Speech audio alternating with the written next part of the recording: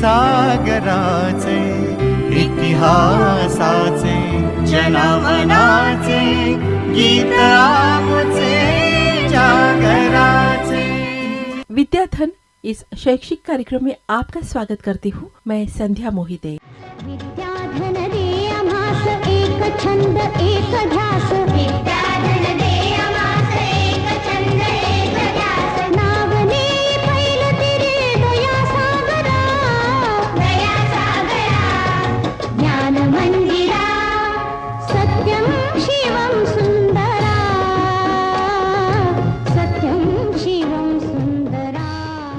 दोस्तों, हमारे जीवन में हर मोड़ पर हम कुछ न कुछ सीख लेते रहते हैं।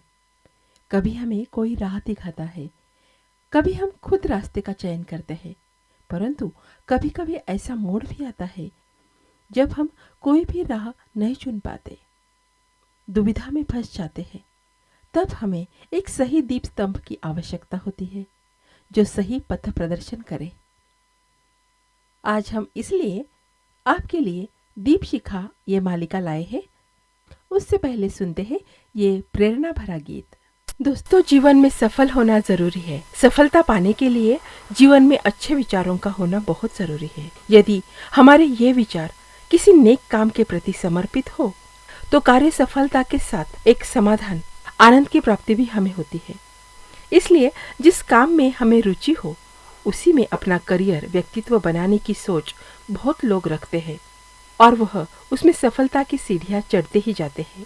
जी हाँ, मेरा रुख हमारे दीप शिखा इस कार्यक्रम की ओर है। तो फिर चलिए, आज दीप शिखा में कौन सी कर्तृत्ववान महिला हमें मार्गस्थ करने वाली है, आइए रूबरू होते हैं।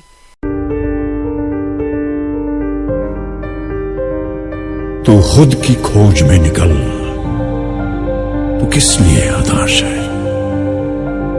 तू चल, तेरे वजूद की समय को भी तलाश है, समय को भी तलाश है। मेरे साथ है डॉक्टर अर्पिता सक्सेना, जो 5 राज्यों के विश्वविद्यालयों की शिक्षा का अनुभव, संशोधन और अब शिक्षा, संस्कार और संवाद कौशल्य की सेवा का व्रत लेकर कार्य कर रही है। डॉक्टर अर्पिता जी, आपका बहुत बहुत स्वागत है। धन्यवाद संध्या जी। सबसे पहले हमारे श्रोताओं को आप अपनी खुद की शिक्षा और उसमें जो आपने संशोधन किए हैं उसके बारे में जानकारी दीजिए। संध्या जी, सबसे पहले तो मैं आपका धन्यवाद करना चाहूँगी कि आपने मुझे यहाँ पर बुलाया और एक मार्गदर्शिका के रूप में आप मुझे अपने श्रोताओं से आप रूबरू करवा रही हैं। मार्गदर्शन तो मैं आप सबका नहीं कर रही हूँ, मैं अपने अनुभव आपके साथ बांट रही हूँ। अगर इससे आप सभी को कहीं न कहीं प्रेरणा मिलती है या अगर कहीं आप आगे चलकर भी कोई ऐसे सवाल हैं जो जानना चाहते हैं तो वो आप ज़रूर मुझसे कर सकते हैं। शिक्षा में सबसे पहले मैं अपना बायोटेक्नोलॉजी के विषय में मैंने एमएससी और पीएचडी की है। तो ग्रेजुएशन मेरा यूपी में हुआ है, पोस्ट ग्रेजुएशन एमपी में हुआ है और पीएचडी जो है उसके लिए मैं एक सेंट्रल गवर्नमेंट की लेबोरेटरी में थी जिसका नाम है Indian institute of integrative medicine, ये प्रॉपर जम्मू में थी। और मेरा जो रजिस्ट्रेशन है वो अमृतसर में एक यूनिवर्सिटी है, गुरु नानक देव यूनिवर्सिटी। तो ऑफ कैंपस मैंने वहाँ से अपना पीएचडी का किया हुआ है काम। तो ऑन कैंपस मैं उस इंस्टीट्यूट में थी जो कि सेंट्रल गवर्नमेंट की लेबोरेटरी है, वेरी गुड इंफ्रास्ट्रक्चर। और काम करते करते जिस यूनिवर्सिटी से मैं एफिलिएटेड थी अपनी डिग्री के लिए वो GNDU, गुरु नानक देव यूनिवर्सिटी अमृतसर। तो इस तरह से बहुत सारे विभिन्न राज्यों में मैं रही हूँ और बेसिकली मैं भोपाल की हूँ, मध्य प्रदेश की। लेकिन एजुकेशन के लिए बहुत सारी अलग अलग जगहों पे मैं रही हूँ। वैसे अभी महाराष्ट्र में काम कर रही हूँ। जी, क्योंकि मेरे हस्बैंड यहाँ पर हैं। तो ये 5th स्टेट है जहाँ पर मैं रह रही हूँ एक लंबे समय के लिए। और तुम्हारा जो पीएचडी का विषय था संशोधन का, जी, वो किस पर था? मेरा एंटी कैंसर थेरेपेटिक्स पे काम था। तो हम बेसिकली जितने भी ऐसे प्लांट्स हैं जिनमें से कि हमें एंटी कैंसर प्रोडक्ट्स मिलते हैं, तो हमारे यहाँ एक बहुत ही ब्यूटीफुल लेबोरेटरी थी जिसमें केमिस्ट्स सुबह शाम काम करते थे और उनके केमिस्ट्री के वो बहुत अच्छे प्रोडक्ट्स बनाते थे। तो उन केमिस्ट्स के जो सैंपल्स होते थे हम उनकी एंटी कैंसर टेस्टिंग करते थे और उनको काफ़ी आगे तक जितना भी औषध निर्माण का जो भी कार्य होता है तो वो हम करते थे। ये जो वनस्पतियाँ होती है जी, जी, जी। हमने सुना है गेहूं का तृण रस जी, बहुत बहुत ही काफी अच्छा होता है। लाभदायक जी, है, जी, है जी। ना? लेकिन ये जो आपने गेहूं का जो रस का सुना हुआ है, ये इसका सिर्फ कैंसर में ही नहीं, इसके बहुत ही विभिन्न अलग-अलग प्रकार के रोगों में भी अच्छा। उसका बहुत ही ज़्यादा लाभ होता है। जैसे कि एचबी जिनका डाउन हो गया हो, तो उनके लिए वो बहुत फटाफट से वो एचबी काम हाई, करता है। हाँ, प्लेटलेट्स जिनके डाउन हो उनके लिए भी। अच्छा। और इनफैक्ट प्लेटलेट्स के लिए पपीते का भी जो पत्ता होता है, that is very good for platelets. हाँ, हाँ। तो ये ऐसे प्रकृति हमें बहुत कुछ देती है, बस बिल्कुल, हाँ। बिल्कुल। और हम प्रकृति को क्या देते हैं, ये हमारा एक बहुत बड़ा वो सवाल बड़ा है। सवाल ही जी, है हमारे। और बस हमने निरीक्षण करना चाहिए प्रकृति से हम क्या ले, है ना, बिल्कुल। और इसका फायदा जो है हमारे जो मरीज है उन्हें दे दे। बिल्कुल। और एक सवाल मैं पूछना चाहूंगी, शिक्षा पद्धति जो अभी तुमने 5 राज्यों में, यानी कि अभी महाराष्ट्र में हो, पर पहले 4 राज्यों में तुमने शिक्षा ली है, जी। और वहाँ की शिक्षा में ऐसा, और महाराष्ट्र की शिक्षा में ऐसा कौन सा मूलभूत जो उसमें बदलाव है, तुलना की जा सकती है, वो किस प्रकार से तुम्हारे यानी कि तुम्हारी नज़र में आई है? अच्छा, तो बेसिकली संध्या जी, इसके लिए मैं आपका ध्यान ले जाना चाहूँगी इंसान की साइकोलॉजी पे। तो शिक्षा जो है वो बहुत कुछ इंसान के वातावरण से आती है। तो जिस प्रकार बच्चा अपने घर में रहता है, अपने आसपास के लोगों का जैसा व्यवहार होता है, बिल्कुल उसी के हिसाब से उसकी शिक्षा प्रणाली होती है। और बाकी की जो शिक्षा जिसकी हम बात करते हैं, सीबीएसई, आईसीएसई, स्टेट बोर्ड, ये जो शिक्षा प्रणाली है ये अलग अलग हो सकती है, लेकिन जो वातावरण से सीखने वाला जो नेचुरल इंस्टिंक्ट्स हैं जिससे बच्चा सीखता है, वो सभी जगह कॉमन होते हैं। बहुत अच्छी बात कही तुमने। मैंने बस आपको ये कहा था कि शिक्षा, पर आपने जो शिक्षा के जो रूप है, यानी बचपन विभिन्न आयाम, जी, हमारे माहौल में हम जिस बिल्कुल। वातावरण में पल बढ़ते हैं, जी, पर उसके संस्कार भी हमारी शिक्षा पर बिल्कुल, होते हैं। बिल्कुल। तो उसकी बात कही है। बिल्कुल। ये बात कभी कोई नहीं कहता, हम बस पाठ्यक्रम की जो शिक्षा है उसी पर फोकस करते रहते हैं हमेशा। और हाँ। संध्या जी, आपको सुन के बहुत आश्चर्य होगा कि ज्यादा जो महत्वपूर्ण है वो यही शिक्षा है जो हम नेचुरल इंस्टिंक्ट्स के थ्रू सीखते हैं, क्योंकि वो वही शिक्षा है जो हमको तैयार करती है बाकी की शिक्षाओं को परसीव करने के लिए, एब्जॉर्ब करने के लिए। यदि हमारी ये शिक्षा अपूर्ण रही तो हम बाकी कोई भी शिक्षा जब हम आगे चल के लेना चाहेंगे या लेंगे तो हम मानसिक रूप से उसके लिए तैयार तभी हो सकते हैं जब हमारी ये शिक्षा पूरी हुई हो। तो हमारी किस तैयारी से हम बाहर दुनिया में जा रहे हैं और चीज़ें सीखने के लिए, वो हमारी इस पर्टिकुलर चीज़ पे डिपेंड करता है कि हमारा आसपास का जो वातावरण था। क्योंकि कई बार जैसे मैं आपको एक छोटा सा एग्जांपल देती हूँ, मैं जो समझाना चाहती हूँ। सपोज एक बच्चा है, उसके आसपास के वातावरण में उसको शुरू से यही बताया जाता है कि तुम नहीं कर सकते, तुम नहीं कर सकते, तुम तो छोटे हो, तुमको ये नहीं आएगा, तुमको वो। तो वो बच्चा जो है वो जब बड़ा होने के बाद भी कितना भी वो पढ़ लिख जाए तब भी उसके जो माइंडसेट रहेंगे वो हमेशा इनहिबिटरी माइंडसेट्स रहेंगे। उसको हमेशा यही लगता रहेगा कि ये मैं नहीं कर सकता, नकारात्मक विचार उसके। हाँ।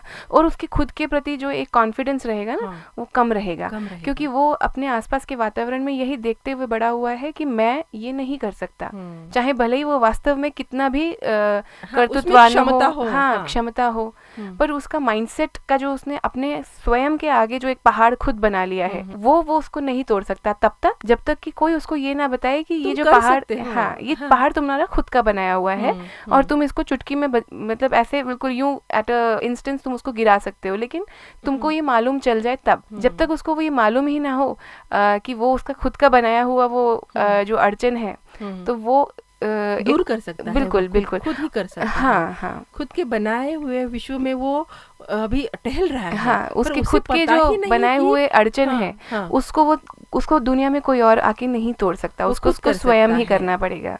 सभी प्रश्नों के उत्तर खुद के अंदर ही है, बस उसे देखने की जरूरत है, है ना। मैंने और एक सोचा है कि अभी आप जिस विषय पर काम कर रही हो बच्चों की, जो अभी मानस शास्त्रीय जो बात चल रही है हमारी, जी, जी। मानस विज्ञान की, जी। जो भावनिक रूप से वो जुड़ी है बच्चों की फीलिंग से, यानी कि भावनाओं से, बिल्कुल। और उसी पर आप काम कर रहे हो, जी। तो आपको ये जो अच्छा सुविचार है, ये जो सुविचार है वो आपके मन में कैसे पनपा? यानी कि पहले ऐसी बात होती ना, कोई घटना घटती है हाँ, और हाँ। हमें लगता है कि इसकी बहुत जरूरत है, बिल्कुल, हमें, बिल्कुल। हाँ, ये करना चाहिए, अंदर से एक आवाज आती है ना? बिल्कुल संध्या जी, आपने बिल्कुल सही बात मुझे पूछी है। एक्चुअली पीएचडी खत्म होने के बाद में, इनफैक्ट खत्म होते होते ही मेरी उस टाइम शादी भी हो गई थी और ईश्वर की कृपा से मैं माँ भी बन चुकी थी। और उसके बाद में 2 साल का एक गैप आया, क्योंकि मैं उस समय कुछ भी नहीं कर सकती थी, क्योंकि घर पे मेरे पास कोई बैकअप नहीं था, तो मैं पूरा टाइम अपने बेबी को देना चाहती थी। वो जो 2 साल का पीरियड आया, उस समय मुझे अपने आप को इंट्रोस्पेक्ट करने का, जिसको कहते हैं ना सेल्फ निरीक्षण, जिसको कहते हैं, स्वयं का निरीक्षण, हाँ, आत्म परीक्षण, निरीक्षण। तो उस समय मैंने ये पाया कि हम जिस प्रकार की साइंस पढ़ते हैं उसमें 80% जो रिसोर्सेज हमारी आती हैं, जो गवर्नमेंट हमको देती है, वो बहुत कुछ हमारे सस्टेनेंस में चला जाता है। मतलब कि जितने भी साइंटिस्ट और जितने भी रिसर्च से जुड़े हुए लोग हैं, उनके सस्टेन होने में ही वो उतना फंड्स जाते हैं। और रिसर्च करने के लिए वो जो करते हैं, वो कितना हम ओपन माइंडेडली सोचते हैं, वो इस बात पे डिपेंड करता है कि हम अपने लाइफ में उस पर्टिकुलर सब्जेक्ट को अप्रोच कैसे करते हैं। फॉर एग्जाम्पल, जैसे साइंस है या मैथ्स है, बहुत सारे पेरेंट्स भी और बच्चे लोगों को, खैर ये होता ही नहीं है माइंड इतना, वो पेरेंट्स ही बच्चे लोगों को इस प्रकार से धीरे धीरे अपनी बातों के द्वारा पॉलिश कर देते हैं, तो बच्चों को भी आ जाता है कि एजुकेशन में स्पेशली ये वाले सब्जेक्ट्स एक स्टेटस सिंबल बन जाते हैं। तो इफ आई से कि I am a scientist, people will say oh scientist. If I से आई एम अ आर्टिस्ट, तो people will say okay okay artist. तो यू नो, एक ये जो माइंडसेट्स होते हैं, ये जो माइंडसेट्स का खेल है, वो मुझे दिखने लगा बहुत क्लियरली। और मेरे नेचुरल इंस्टिंक्ट्स आर्ट्स और साइंस दोनों की तरफ थे, लेकिन मैंने अपने क्योंकि मेरे को साइंस में उस समय बहुत ज़्यादा मुझे इंटरेस्ट था और मैं मेडिकल में बहुत कुछ करना चाहती थी, तो मैं उस तरफ खींची चली गई। लेकिन जो मेरा आर्ट्स वाला जो बाजू था, वो भी मेरा जो है डेवलप धीरे धीरे होता गया, जिससे कि मैं पोएट्री लिखती थी। मेरी अपनी एक पोएट्री की बुक भी आने वाली है बहुत जल्दी हिंदी में, थैंक यू। और उसके बाद में सिंगिंग तो मेरा खैर शुरू से ही मुझे सिंगिंग का बहुत शौक रहा है। तो ये जो बाकी के विभिन्न आयाम थे, मैं उन पे काम करने लगी वो गैप में। और फिर साइंस की तरफ भी देखने का जो मेरा नज़रिया था वो बदल गया, क्योंकि अब तक मैं जो पढ़ती थी वो पढ़ना मेरा किसी ना किसी लक्ष्य को लेकर होता था। जैसे मुझे अगर एमएससी का एग्जाम देना है तो मैं उसी से रिलेटेड पढ़ती थी, पीएचडी का मुझे जो मेरा हाइपोथेसिस है मैं उसी से रिलेटेड पढ़ती थी। लेकिन अब मैं जब पढ़ती थी तो मेरे सर के ऊपर कोई घंटी नहीं लटक रही थी, मुझे सब कुछ जो इंटरेस्ट आता था मैं वो पढ़ती थी। अभी अभी तुमने कहा कि मैं जब माँ बनी तब एक गैप आ गया 2 साल का। हाँ। पर ये जो गैप है वो गैप बेसिकली मायने में परिपूर्ण था, बिल्कुल था, बिल्कुल, क्योंकि वो तुम्हें एक दिशा दे रहा था कि तुम्हें अब क्या करना है। अब तक तो जो तुमने पढ़ाई की है वो बस परीक्षा के लिए की, बिल्कुल, खुद के लिए कुछ किया नहीं। तो अभी ये सोचने का वो अंतराल मिल गया 2 साल का, तो जीवन को पूरा रुख मोड़ दिया है। बिल्कुल। और उसमें धीरे धीरे करके जब मैं अपने करियर में, फिर मैंने एक यहाँ पर MIT है, आप सभी जानते हैं, मिस्टर मुनीश शर्मा जी का नाम सबने सुना है, बहुत अच्छा उन्होंने अपना इंस्टीट्यूट, और बहुत बिजली मैम बहुत अच्छा काम कर रहे हैं। तो उनकी इंस्टीट्यूट में एक स्टार्टअप है, वहाँ पर मैंने 2 साल काम भी किया, और वो एक्सपीरियंस भी मेरे लिए बहुत ही अच्छा एक्सपीरियंस रहा। तो मुझे बहुत सीखने को मिला, क्योंकि एक स्टार्टअप का एक सेटअप कैसा होता है, क्योंकि मैं अभी तक एक सरकारी ऑफिस में कैसे एक बच्चे अपने रिसर्च कर रहे हैं, PhD का माइंडसेट है, वो एक अलग माइंडसेट होता है। लेकिन एक पर्सन जिसका दिमाग अपने खुद के एक प्रोडक्ट को बनाने में, एक अपना बिजनेस सेटअप करने में लगता है, वो उसका दिमाग जो है वो थोड़ा अलग लेवल पे चलता है, खुला होता है, बिल्कुल, क्रिएटिविटी ज्यादा होती है। और इनफैक्ट वहाँ पर है ना, आप ईगोस को रख के काम नहीं कर सकते, क्योंकि आपका फायदा और नुकसान वो आपको स्वयं देखना है, आपको पूरी तरह से समर्पित होना पड़ता है उसमें, बिल्कुल, तभी उसके फायदे मिलते हैं। बिल्कुल। तो अगर आप उसमें हट जाएंगे या थोड़ा सा अलग रहेंगे, तो वो काम सफल नहीं हो पाता। तो आपको एक ही समय पर आपको बहुत सारे काम करना पड़ते हैं। एक छोटे सेटअप में आपको बहुत सारे लोगों के काम आपको खुद करने पड़ते हैं। तो ये सारी चीज़ों से हम ज़्यादा समर्थ बन जाते हैं, हमारे अंदर ज़्यादा सामर्थ्य आ जाता है चीज़ों को करने का, और एक दृष्टिकोण में एक बहुत मतलब जिसको कहते हैं ना मैच्योरिटी आ जाती है, नजरिया भी बदल हाँ, जाता है तो अपना। मैच्योरिटी ज़्यादा आ जाती है, क्योंकि हम उस सब्जेक्ट को फिर सारी दिशाओं से देखते हैं, सिर्फ एक अपने जीवन के मतलब जैसे हमारा रोटी चावल का जो है उस नज़रिए से नहीं देखते, हम उसको एक परिपूर्णता के तौर पे देखते हैं। तो वो एक सब चीज़ें जो होती गई उनसे मुझे बहुत कुछ एक दिशा मिली कि एजुकेशन सिस्टम में ऐसा कुछ थोड़ा सा बदलाव ज़रूरी है, क्योंकि ये एजुकेशन सिस्टम में हमको अभी कहीं पर भी नहीं समझाया जाता ये चीज़ें जो मैंने उस समय महसूस की। और फिर साथ साथ से मेरा भी बेटा अभी 6 साल का हो गया है, तो वो बड़ा होते जा रहा था, तो उसके लिए भी जब मैं स्कूल ढूंढती थी तो मैं भी ये इस विचार से मैं बड़ी परेशान हो जाती थी कि 1.5 लाख 2 लाख फ़ीस है। जितने भी यहाँ औरंगाबाद में CBSE स्कूल्स हैं उनमें से सभी की ऑलमोस्ट 1-1 लाख तक पहुँचती है फ़ीस। तो क्या हम वो शिक्षा दे रहे हैं अपने बच्चों को जो कि बच्चे डिज़र्व करते हैं, या हम उनको सिर्फ अपने अरमानों का बोझ उनके ऊपर लाद के उनको प्रेशराइज कर रहे हैं। और फिर बहुत सारे, क्योंकि ऑब्वियसली जब पेरेंट्स इतना पे करते हैं तो वो भी किन परिस्थितियों में ये धन का मतलब उत्पन्न कर पाते हैं। मम्मी और पापा दोनों काम कर रहे हैं, सुबह से रात तक काम कर रहे हैं, इतना काम उनको करना पड़ता है कि अपने बच्चों के साथ संवाद साधने का ही उनको समय नहीं मिल पाता। तो ये सारी जो मानसिकताएं हैं जो पेरेंट्स की अभी बदल गई हैं, ये मैंने यहाँ पर बहुत एक विचित्र सी चीज़ देखी है जो कि मुझे डरा देती है कभी कभी, क्योंकि ये भी हो सकता है कि जब मैं बाकी राज्यों में थी तो एक समय का भी, काल का भी एक फ़र्क था। हो सकता है कि उन राज्यों में भी आज यही अब पेरेंट्स की मनोस्थिति यही हो, हर जगह है, हाँ ये हो सकती है। तो ये जो एक पेरेंट्स की इनसिक्योरिटी कॉम्प्लेक्स है, इस पे मुझे बहुत ये डरा देता है, और मैं इसी पे काम कर रही हूँ। तो मैं पेरेंट्स पे तो काम नहीं कर सकती, इसलिए मैं बच्चों के लिए ये सारे मेरे आप्त फाउंडेशन के नाम से मैं वर्कशॉप्स चलाती हूँ, जिसमें मैं छोटे बच्चों के लिए starting from 4 years to 14 years, और उसके बाद में फिर सॉफ्ट स्किल्स के प्रोग्राम्स रहते हैं जो टीनेजर्स के लिए और प्रोफेशनल्स के लिए रहते हैं। तो महिलाओं के लिए सशक्तिकरण के लिए भी मैं वर्कशॉप्स लेती हूँ। तो इस प्रकार से एक नया पहलू और जुड़ गया है उसमें। और मैं जो मेरे पास ऐसा कुछ नए औजार नहीं है शिक्षा के, एग्जिस्टिंग जो जितनी चीज़ें जहाँ पर हैं, क्योंकि हमारे पास बहुत ही एक से एक बढ़कर हमारे पास नॉलेजेबल लोग हैं। हमारी एजुकेशन सिस्टम में भी जिन्होंने पूरी ये शिक्षा प्रणाली बनाई है वो भी बहुत समझदारी से बनाई गई सिस्टम है, लेकिन बस एप्लीकेशन में कहीं ना कहीं प्रॉब्लम आ रही है, क्योंकि स्कूल्स में भी स्कूल्स का अपना एक नज़रिया भी होता है और उनका सर्वाइवल का कंपटीशन होता है जिसमें उनको फीस और ये सब देखना पड़ता है, और फिर पेरेंट्स का भी थोड़ा सा प्रेशर रहता है, क्योंकि बहुत सारे पेरेंट्स की भी मेंटालिटी ऐसी होती है कि स्कूल में फैसिलिटी कितनी है, हम उस बात पे स्कूल का स्टैंडर्ड ठहराएंगे।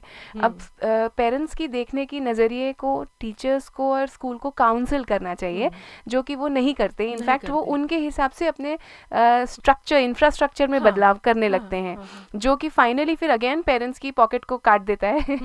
और ये एक ऐसा सर्कल है जो चलता जाता है, जिसमें शिक्षा का जो एक उद्देश्य है वो पर्पस लूज हो जाता है। तो बिल्कुल हमारा जो आप्त फाउंडेशन का जो हमारा पर्पस, मतलब हमारा जो मोटो है वो है let's give education a purpose.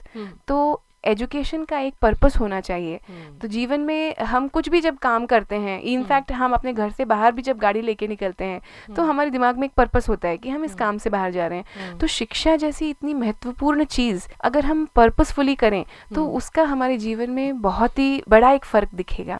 Arpita जी, आप अभी ये जो कार्य कर रही हो बच्चों पर, मानस विज्ञान पर, तो उसमें आपको ऐसी जो ज़रूरत है बच्चों के विकास के लिए किस चीज़ पर आप ज़्यादा ध्यान दे रही हो या फोकस कर रही हो या प्रकाश डाल रही हो कि इसकी ज़रूरत है बच्चे को, ये इसका आंकन जो है वो आप किस तरह से करते हो? संध्या जी, पहले जो हमारी सोसाइटी थी वो बहुत ही अलग किस्म की थी, जिसमें कि फैमिलीज़ बड़ी बड़ी होती थी, और उसमें हम एक शब्द है संस्कार, एक शब्द है जिसको हम बहुत ज़्यादा उपयोग करते हैं। संस्कार बेसिकली एक ऐसा एक रिपीटिशन ऑफ हॉबी होता है। कोई भी काम जब हम रिपीटेडली करते हैं उसको हम संस्कार बोलते हैं। तो वो एक बुरा काम भी हो सकता है, अच्छा काम भी हो सकता है। तो हर एक बच्चे के अपने संस्कार होते ही हैं, वो अच्छा है या बुरा है वो बात की बात है। तो वो उसको आसपास का जो संस्कार जो मिलता था उसके आसपास के वातावरण से मिलता था। अभी क्योंकि हमारा जो सोसाइटी का जो शेप अप हो गया है सिटीज़ में, गाँव में अभी भी थोड़ा सा फ़र्क है, लेकिन सिटीज़ में हमारा ऐसा ये हो गया है सोसाइटी का कि पेरेंट्स बोथ ऑफ देम या तो वो काम कर रहे हैं या फिर कभी कभी मम्मी जो है वो काम नहीं करती हैं, लेकिन 90% केसेस में मम्मी और पापा दोनों काम कर रहे होते हैं। और घर में ग्रैंड पेरेंट्स भी कम होते हैं क्योंकि काम करने के लिए, नौकरियों के लिए अपना अपना घर और गांव छोड़ करके लोग बाहर आ गए होते हैं। तो वो अपने पेरेंट्स को बहुत प्यार भी करते हैं, ऐसा नहीं कि वो उनको छोड़ने का उनकी उद्देश्य होती है, लेकिन उनका फिर भी उनको किसी न किसी काम से मजबूरी से बाहर आना ही पड़ता है। और बड़े जो लोग हैं उम्र में वयस्कर जो हैं वो अपना स्थान छोड़ना नहीं चाहते। तो इसलिए ये एक घरों में ऐसा एक ये आ गया है कि सबको मतलब अपने लोगों के लिए प्यार भी है तो भी फिजिकल प्रेजेंस नहीं है लोगों की, और पेरेंट्स भी बहुत कम टाइम दे पाते हैं अपने बच्चों को। तो ये जो एक बन गया है माहौल, ये माहौल में सोशल डेवलपमेंट कैसे होगा बच्चे का, वो एक बहुत बड़ा क्वेश्चन है। तो हम बच्चों के सोशल और स्पिरिचुअल दोनों ही आयामों पे काम करते हैं। जैसे मैंने बताया IQ और EQ के ऊपर बहुत काम ऑलरेडी स्कूल्स में चल रहा है।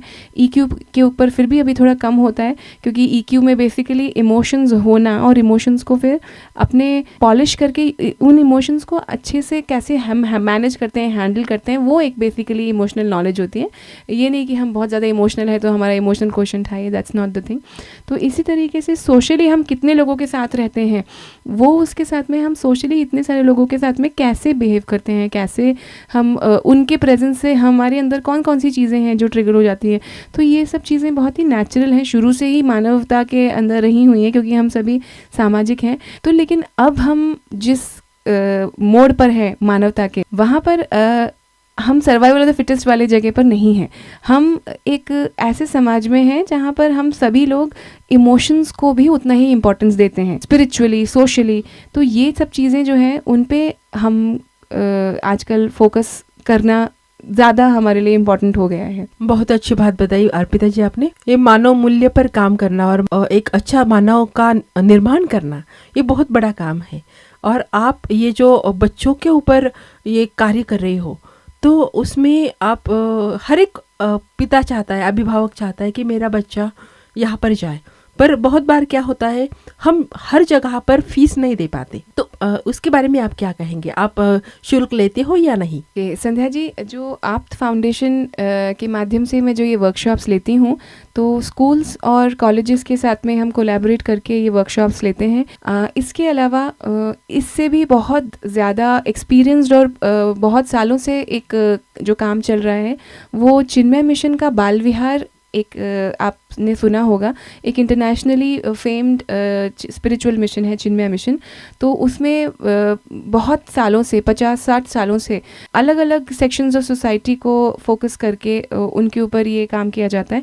तो बच्चों के लिए जो क्लासेस होती हैं उनको बाल विहार बोलते हैं। फॉर्चुनेटली अपने औरंगाबाद में भी चिन्मय मिशन का आश्रम है क्रांति चौक पुलिस स्टेशन के पास, वहाँ पर भी ये क्लासेस होती हैं और ये क्लासेस निःशुल्क हैं। ये क्लासेस बिल्कुल फ्री ऑफ कॉस्ट। इनफैक्ट आपके बच्चों को सब कुछ नॉलेज भी मिलेगी और साथ में बच्चों को एक्टिविटीज़ सब करवा के प्रसाद भी मिलेगा ताकि बच्चे भी खुश रहते हैं। सो बिल्कुल निःशुल्क क्लासेस हैं ये। तो इनमें मैं भी ये क्लासेस लेती हूँ अपने घर पर 12 बजे हर संडे को। तो कोई भी बच्चा जिसकी उम्र 4 से 14 साल के बीच में है वो इन क्लासेस में आ सकता है और इनका फ़ायदा उठा सकता है। बहुत अच्छी बात कही है शुल्क वाली, क्योंकि कोई चीज अगर हमें देनी है समाज के लिए तो उसका कोई मूल्य नहीं होता है। ये बात बहुत अच्छी तरह से आपने कही है कि आप ये काम जो है निःशुल्क कर रही हो। अभी हमारी जो महिला श्रोताएं और छात्राएं हैं उनके लिए आप क्या कहना चाहेंगी या उन्हें क्या संदेश देना चाहेंगी कि वो भी अगर कुछ करना चाहती है पर किसी उलझन में फंस गई है कि मैं अब क्या करूं, मुझे कोई दिशा नहीं मिल पा रही, मैंने अभी भी शादी हुई है, किसी की तो वो कुछ नहीं कर पा रही है क्योंकि उसी सास ससुर इसमें वो उलझन में, उनके कामों में, उनके मान सम्मान में पूरा वक्त उसका जा रहा है। या कोई ऐसी लड़की है जो अभी भी माँ भी बनी है और उसके सामने बहुत बड़ा अभी अंतराल है कि मैं क्या करूँ, आगे 5 साल तक तो मुझे घर पे ही रहना है।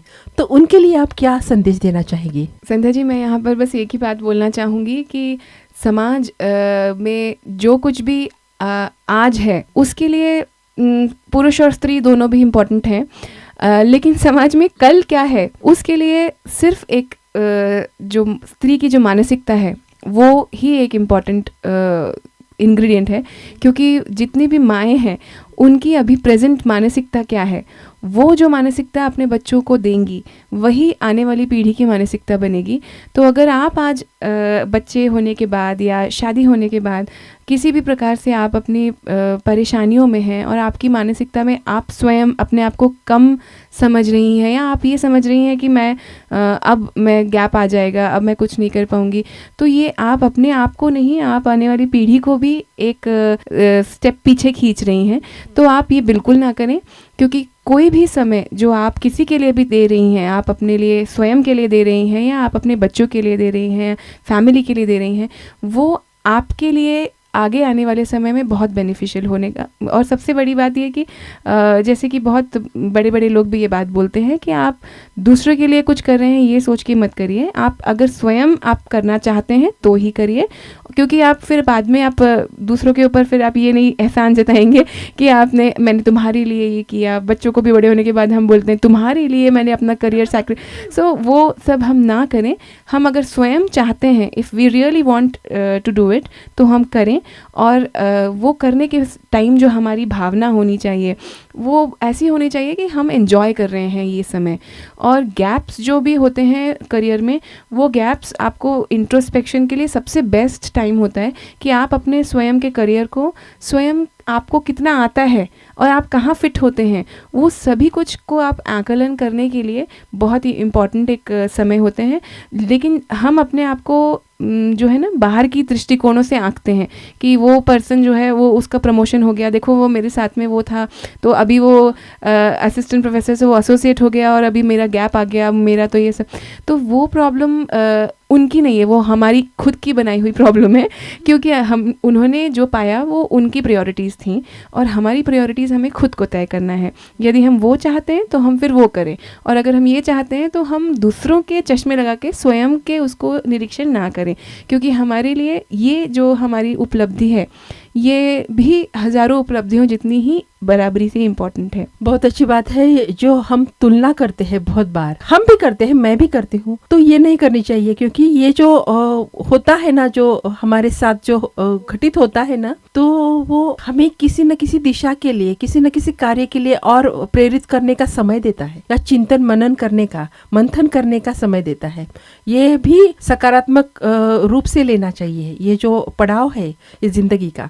बहुत अच्छी बात कही है डॉक्टर अर्पिता जी आपने। और हमारी जो दीपशिखा इस कार्यक्रम में हमारे स्टूडियो में आप आए और हमारे इस चर्चा से एक अच्छी सोच हमारी महिला श्रोताओं को मिल सकती है और दूसरे श्रोताओं को भी मिल सकती है। ऐसी नहीं कि ये बात बस खास तौर पर महिलाओं के लिए है। बस दीपशिखा नाम है इसलिए मैं महिलाओं का जिक्र कर रही हूँ, पर ये सबके लिए आपने जो बात कही है वो सबके लिए लाभदायक है। आपका बहुत बहुत धन्यवाद। तू खुद की खोज में निकल, तू किस लिए हताश है? तू चल, तेरे वजूद की समय को भी तलाश है, समय को भी तलाश है। दीपशिखा इस मालिका के अंतर्गत आज आपने डॉक्टर अर्पिता सक्सेना जी से भेंट वार्ता सुनी। विद्याधन दे आम्हास एक छंद एक ध्यास, विद्याधन दे आम्हास एक छंद एक ध्यास, नावने पैल तेरे दया सागरा, दया सागरा, ज्ञान मंदिरा, सत्यम शिवम सुंदरा, सत्यम शिवम सुंदरा। श्रोताओं, विद्याधन कार्यक्रम इसी तरह आपके लिए पथ प्रदर्शक के रूप में कार्य करता रहेगा। विद्याधन यही संपन्न होता है। फिर मिलेंगे कल इसी समय। संध्या का नमस्कार। गीत आमुचे सागराचे, इतिहासाचे, जनमनाचे गीत